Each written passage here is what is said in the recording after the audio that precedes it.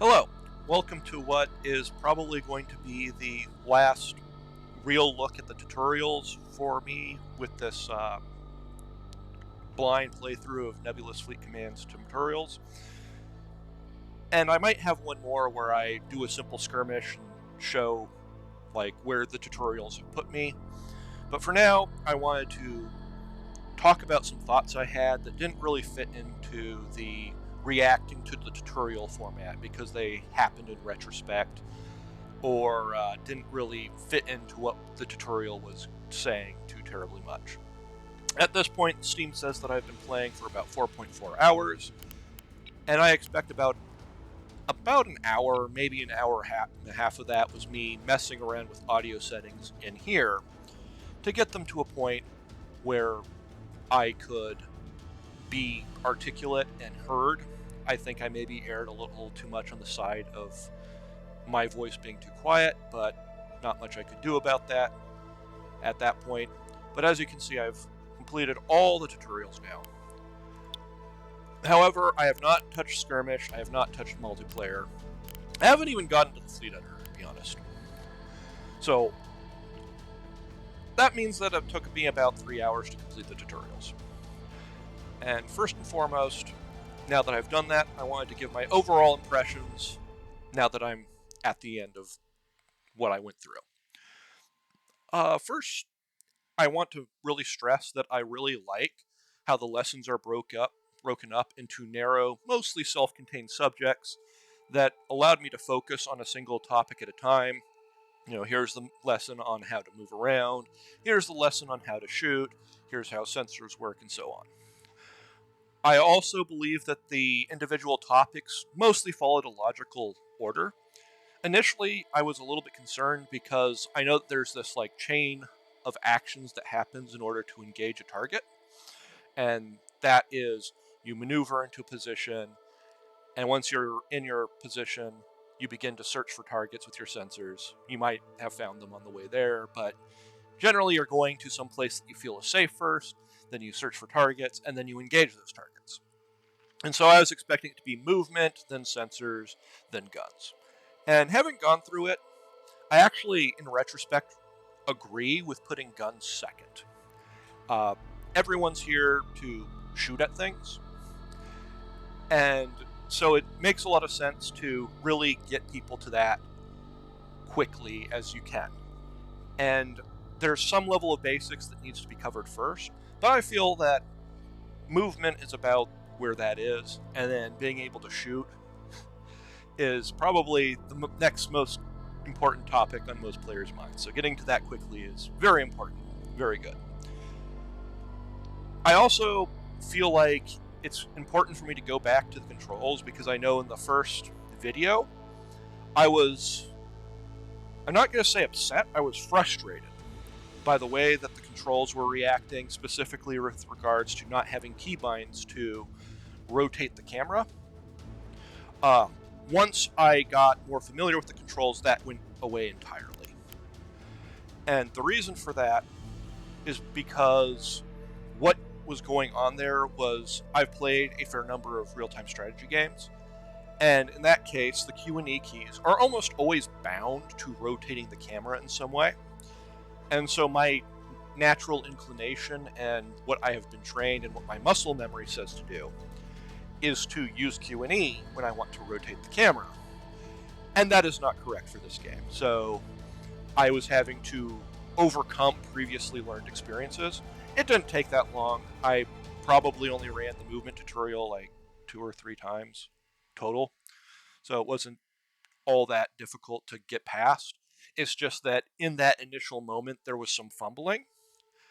And so I wanted to address that because it kind of gets to a topic of like when you're not having controls that are what is maybe considered a convention, I guess, and your controls don't perfectly match the convention, then that can cause some like frustration and friction there. Again, I got over it quite quickly. I also want to say that this might have been in part because of my familiarity with the Homeworld games controls. The Homeworld game's control scheme is excellent, so the control schemes here being almost identical in a lot of ways, specifically with moving your units around, is a good thing.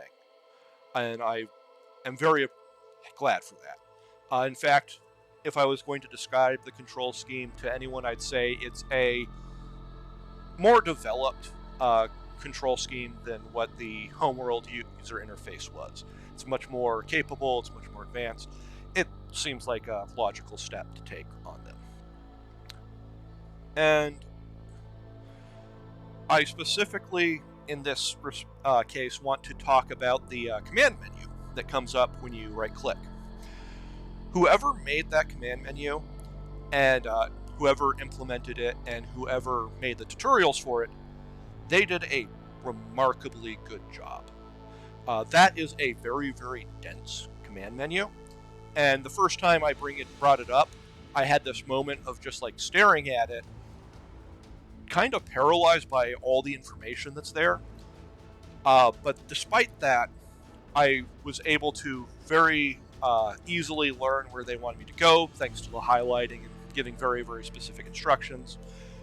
And then when in the future I was asked to do something that I had already been taught, I was repeatedly surprised by, oh, yeah, that's going to be in this submenu over here.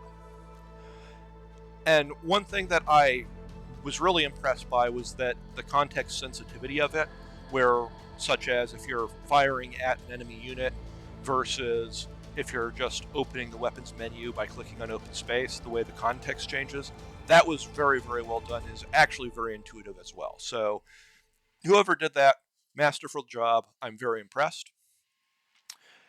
That's a lot of praise, but there's one more thing that I wanted to get into that I thought about while going through the tutorials. It's not a criticism so much as something that I noticed that made me recall a concept that I had heard, that when I had heard it, it was referred to as gating. The first mention of this that I can remember comes from a Valve developer commentary for Half-Life 2 Episode 2, and it was explaining how Valve works to keep players from accessing area of the games prematurely. In effect, there would be a gate of some sort, this could be a physical barrier or a literal doorway or whatever, that prevents progress until the player has either obtained something or accomplished something. So this could be like, go get a key card so you can open the door, or it could be defeat this wave of enemies and the last wave of enemies opens the door, or who knows. What's important is that it prevents progress until something has happened. And as I was playing, I realized that these gates can also function in another way, which is requiring the player to demonstrate proficiency in a skill in order to proceed. And what made me realize this is that the tutorials of Nebulous Fleet Command actually do this a few times. The best example that I can think of off the top of my head is during the weapons tutorial, where your sensors are turned off, and you are instructed to move closer to the enemy so that you can get a visual lock on them. This necessarily requires that you be able to move the ship and move the ship to the correct location in order to see the target and then engage it. In effect, it's requiring the player to demonstrate knowledge that they know how to move the ship. I feel like this is a really great way to reinforce previous lessons. And once I had that thought, I kind of had trouble not thinking, well, in retrospect, it would be really neat to see that a little bit more.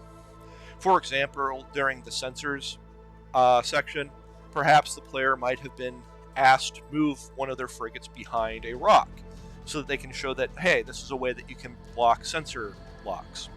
Or perhaps they go around a rock to look for a target, and this would be to show the same thing.